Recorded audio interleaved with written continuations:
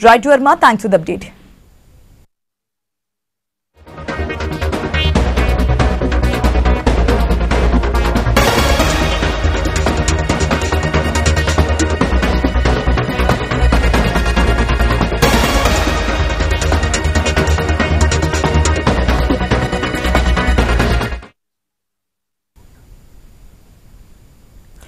నకిలీ input tax credit కుంభకోణంపై ED focus పెట్టింది.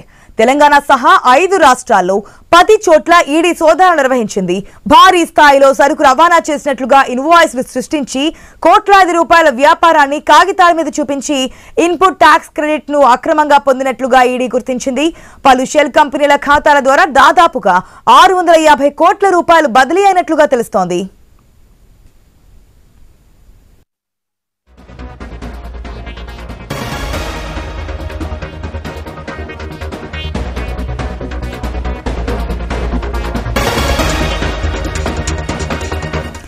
రెడ్ మ్యాన్ చూస్తున్నాం. నకిలీ ఇన్పుట్ ట్యాక్స్ క్రెడిట్ చూపిస్తూ కుంభకోణానికి పాల్పడుతున్నట్టుగా ఈడీ అయితే అనుమానం వ్యక్తం చేసి దాని మీద ఫోకస్ పెట్టినట్టుగా తెలుస్తుంది. మొత్తం తెలంగాణతో సహా 5 రాష్ట్రాల మీద ఈ ఫోకస్ చేసే దాడులు అయితే చేయడం జరిగింది. అప్డేట్స్ మా ప్రతినిధి ప్రవీణ్ ద్వారా తెలుసుకుందాం. ప్రవీణ్,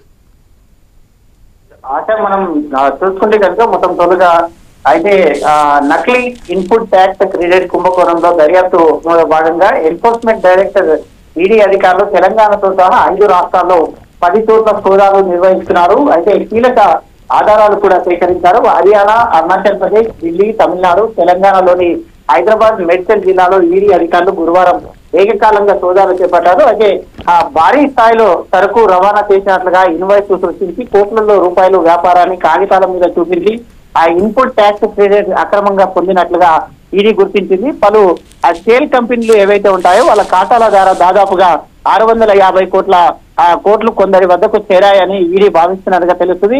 వారెవరూ గుర్తించే పనిలో కూడా ఈడీ ఉన్నట్టుగా తెలుస్తుంది. వాస్తవానికి ఈ ఏడాది మే నెలలోనే అంతిమ లబ్ధిదారుడిగా ఉన్నటువంటి శివకుమార్ ను ఈడీ అధికారులు అరెస్ట్ చేసిన విషయం తెలిసిందే. ఆ సమయంలోనే మరికొందరు వ్యక్తులు ఆ యొక్క సంస్థలు నకిలీ ఐటీసీ కుంభకోణంలో భాగస్వాములు అయినట్టు గుర్తించారు. దేశవ్యాప్తంగా ఈ యొక్క దర్యాప్తును చేపట్టారు. ఇందులో ఎంతమంది ప్రమేయం ఉంది, ఎవరెవరు ఈ యొక్క నకిలీ ఇన్వాయిస్ లను తయారు చేసి ఎంత మొత్తం దండుకున్నారనే కోణం లోపల ఈడీ అధికారులు అయితే మొత్తం త్వరగా కూడా ఆ దర్యాప్తు చేపడుతుంది. Right Praveen, thanks for the update.